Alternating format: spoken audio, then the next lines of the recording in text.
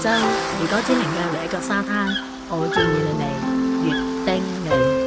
呢個沙灘好靚，水清沙幼，係一個白色嘅沙灘。後邊咧有一排唔同嘅咖啡店，各有特色，可以坐喺度慢慢咁欣賞海景。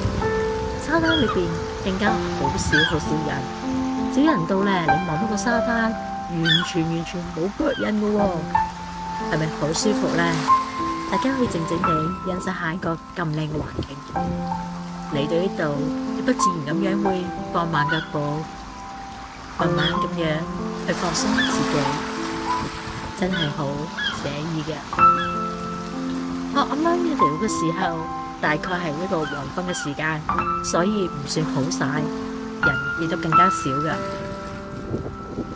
咁大家可以望下沙灘裏邊真係甚少人嘅。沙灘最特別嘅就係後邊有一個好特別嘅風車，風車亦都好吸引嘅。我哋而家再望下沙灘嘅另一邊啦。